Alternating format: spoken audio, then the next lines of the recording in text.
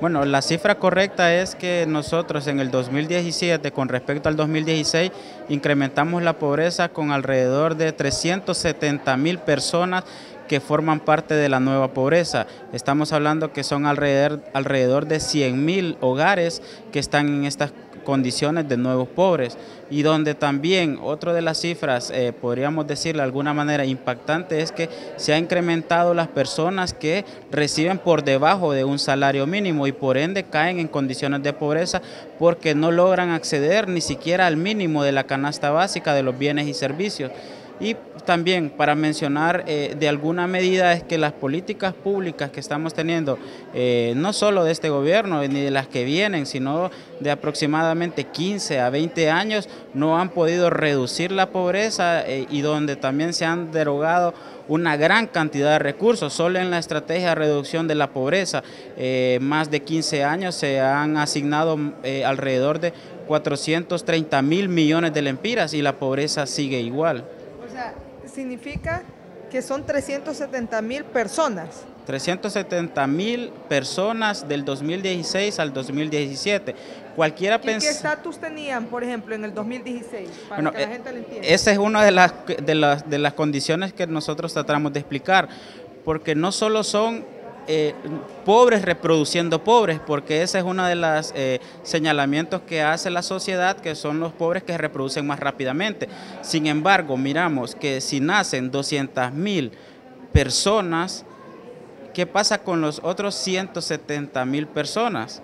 Es decir, esas 170.000 personas no eran clase media, y Honduras, por no tener una movilidad social ascendente, es decir, que el ciudadano aspire de pobre a ser clase media y de clase media a ser clase no pobre, es todo lo contrario. Nosotros tenemos un descensor social donde los clase media no aspiran a ser clase rica, sino todo lo contrario, se convierten en pobres por las diferentes dinámicas de la economía y sobre todo por las políticas económicas que se están implementando.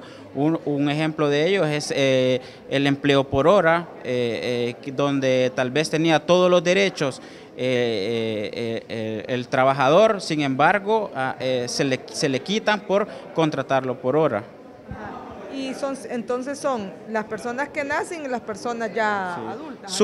Suponiendo también que los pobres solo pobres se han reproducido, pero también la clase media, la clase rica está teniendo incidencia en la tasa de natalidad, por decirlo.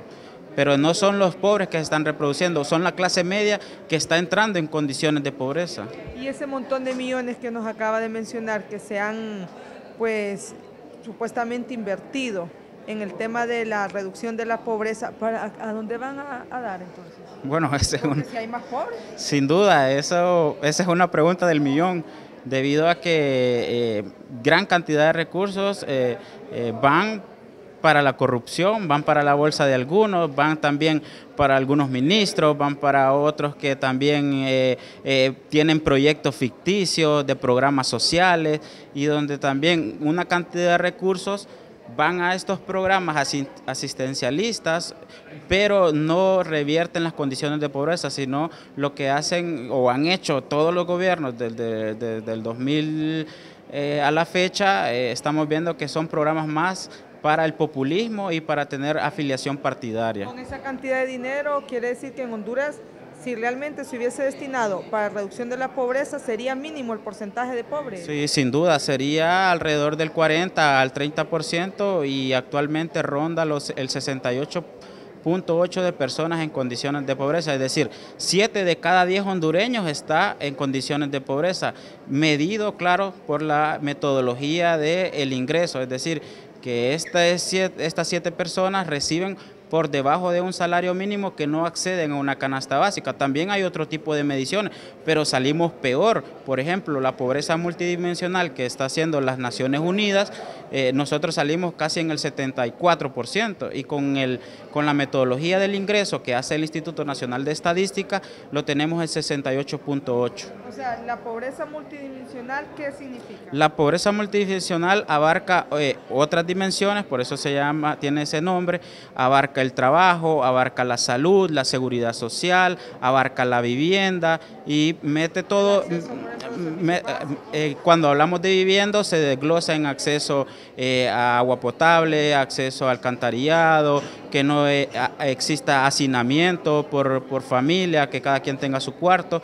Si hablamos de trabajo, abarca lo que si tiene seguridad social, si tiene las prebendas sociales, y si hablamos de salud, si tiene los índices de natalidad y todo ese tipo o ese conjunto de datos. Nosotros salimos peor evaluados porque vemos las condiciones actuales de Honduras. Y, o sea, si se dictan las mismas políticas económicas, porque es el mismo mandatario, son los mismos actores, significa que en el 2018 podríamos tener 400,000 nuevos pobres. Sin duda, pero aquí Honduras tiene una válvula de escape que representa también un gran ingreso para el Estado de Honduras, que es la migración, y donde vemos que las remesas se van incrementando año con año, representando más del 18 al 20% del Producto Interno Bruto. Estamos diciendo que son más de 4.300 millones de dólares que están teniendo los hogares en concepto de remesa. Entonces, el hogar, cuando tiene un emigrante, recibe las remesas de él y puede mantener cierto nivel de consumo para alimentación, para medicinas, para alquiler, pero la válvula de escape, por eso la pobreza no está siendo tan explosiva en Honduras, siendo el país más pobre de Latinoamérica. Una de las medidas